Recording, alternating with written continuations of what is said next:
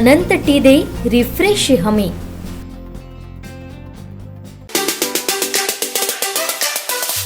सिंधुदुर्ग योजनेअंतर्गत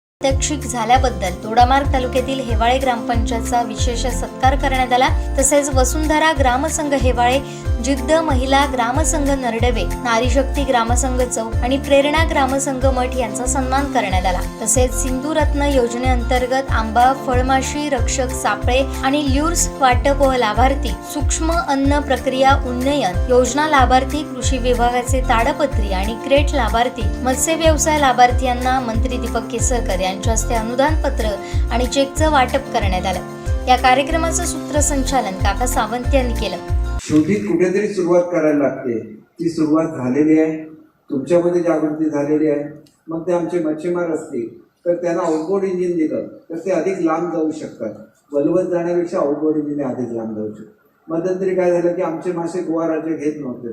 का घेत नव्हतं तर आमच्याकडे इन्सुलेटेड व्हॅन्स नाही, ताबडतोब मी इन्सुलेटेड व्हॅन्स देण्याची व्यवस्था केली।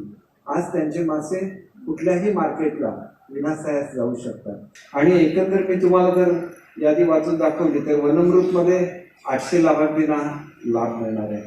तसंच सिल्क आत्ता सुरू झाली, त्याच्यामुळे त्याच्यावर मी आताच त्यांना सांगितलं की तुमचा प्रस्ताव द्या। आज मी मुंबईला जातोय, इथे जिल्हाधिकारी आहेत, ताबडतोब तुमचा स्कीम मंजूर करतो। आम्हाला मंजूर करायला वेळ लागत नाही, परंतु तुम्ही काम केलं पाहिजे, ते यशस्वी करून दाखवलं पाहिजे।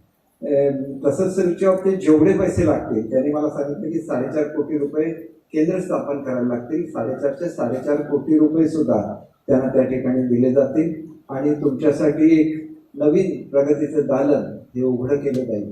कारण आपल्याकडे एवढ्या मोठ्या प्रमाणात याची झाडं आहेत की कोट्यवधी रुपयाचे सिल्क हे तुम्ही तयार करू शकता।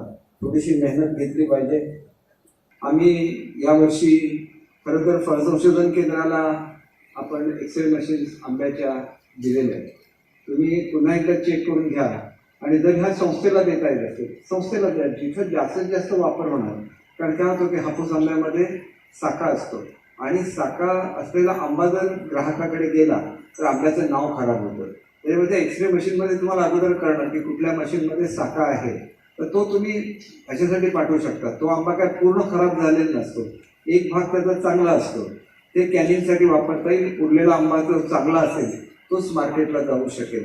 असे अनेक उपक्रम आहेत, 1 आणि 2 नाही। आता आमच्याकडे इथं सुरेश परब आहे, त्याच्याबरोबर आपण पर्यटनाला मोठ्या प्रमाणात चालना देतोय।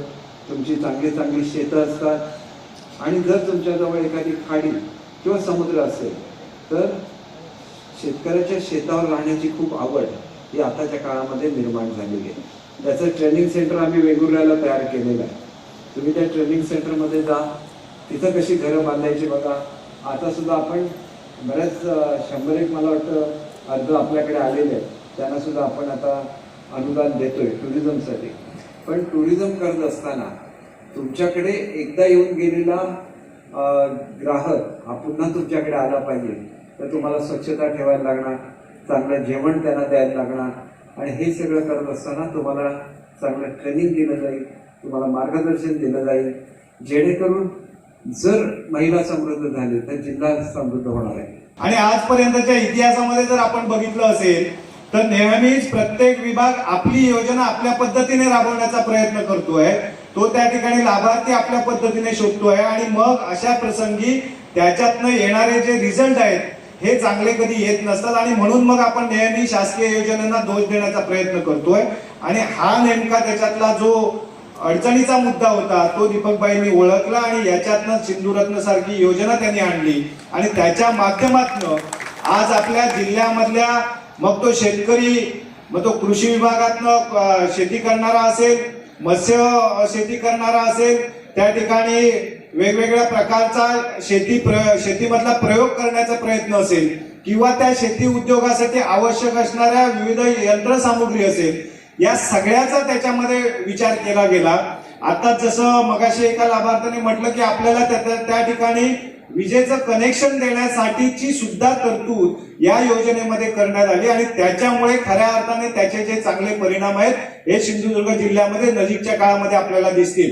सगळ्या लाभार्थ्यांना कुठेतरी ब्रिज लोनची आवश्यकता आहे, की योजनेचे अनुदान हे आपल्याला नंतर येणार आहे, परंतु त्याच्यामध्ये सुरुवातीच्या काळामध्ये त्या सगळ्या वस्तू विकत घ्यायच्या आहेत, त्या यंत्रसामुग्री विकत घ्यायच्या आहेत, आणि त्याच्यासाठी त्याला त्याच्या हातात त्यावेळी पैसा पाहिजे. आणि म्हणून या निमित्ताने मी दीपकबाईंना सांगू इच्छितो की या सगळ्या योजनेच्या माध्यमातून ज्या ज्या ठिकाणी या सगळ्या लाभार्थ्यांना या सगळ्या ब्रिज लोनची आवश्यकता लागेल, म्हणजे तोपर्यंत आवश्यक ते फंडिंग लागेल, ते कमी व्याजदराने देण्याची व्यवस्था सिंधुदुर्ग जिल्हा बँकेच्या माध्यमातून आम्ही निश्चितपणे करू. आणि म्हणून दीपकबाई, मी सुरुवातीपासून आपल्याकडे एक विनंती करतोय की सिंधुदुर्ग जिल्हा बँकेला या सिंधुरत्न योजनेच्या माध्यमातून एक नोडल एजन्सी म्हणून काम करण्याची संधी द्या.